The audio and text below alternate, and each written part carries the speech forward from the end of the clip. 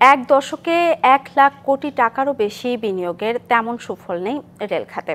অনিয়ম, দুর্নীতি, অপচয় আর সুদূর প্রসারী পরিকল্পনার অভাবে চলছে ধুঁকে ধুঁকে। এর মধ্যে যোগ হয়েছে চরম ইঞ্জিন সংকট। প্রয়োজনের চেয়ে অন্তত ৩০% কম লোকোমোটিভ দিয়ে সূচি ঠিক রাখতে হিমশিম রেলওয়ে। এর মধ্যে আবার অনেক ইঞ্জিন ৪০ থেকে ৫০ বছরের পুরনো আর মেয়াদ উত্তীর্ণ। এই অবস্থায় অন্তত ৩০টি ইঞ্জিন কেনার উদ্যোগ নেওয়া হলেও অর্থায়ন, টেন্ডার ও কেনার প্রক্রিয়া শেষ করে তা ব্যবহার উপযোগী করতে লাগবে কয়েক বছর। রেল খাত নিয়ে শাহ ইমনের ২ পর্বের বিশেষ প্রতিবেদনের আজ প্রথম পর্ব। দেশের যোগাযোগের অন্যতম বড় খাত রেল। একদিকে কোচ সংকট তো আছেই, এর মধ্যে চরম ইঞ্জিন সংকটে বিভিন্ন রুটে ট্রেন পরিচালনা করা হয়ে পড়েছে কঠিন।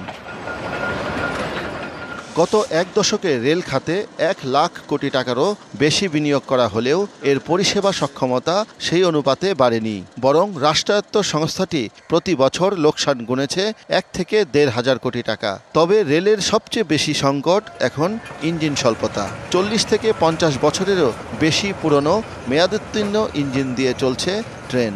এতে রক্ষণাবেক্ষণ খরচ যেমন বাড়ছে, তেমনি মেরামত, দুর্ঘটনা ও প্রায় বিকল হয়ে যাওয়ায় ঘটছে শিডিউল বিপর্যয়। লোহার উৎপাদন তারিখ হইতে ২০ বছর হলো তার মেয়াদ।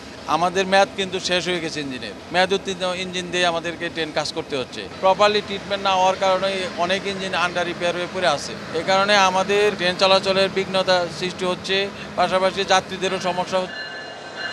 ২৫ বছরের ওয়ারেন্টিযুক্ত দীর্ঘস্থায়ী দরজা প্রোটেক্টর, আধুনিক ও মজবুত দরজা।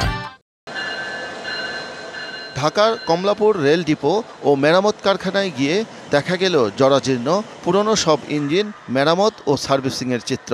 এসব ওয়ার্কশপে আছে দক্ষ টেকনিশিয়ানেরও অভাব।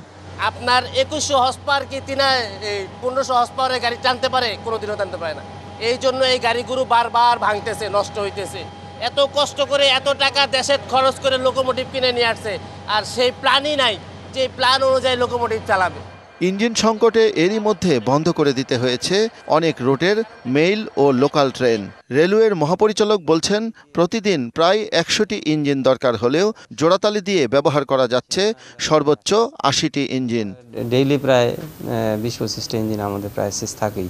বেশ কিছু লোকাল ট্রেন আমাদের কিন্তু বাতিল করা আছে, আমরা চালাতে পারতেছি না। গুডসের ফ্রেট এবং কন্টেনার ট্রেন চালানোর জন্য ১০ থেকে ১৪টা ইঞ্জিন আমার প্রয়োজন।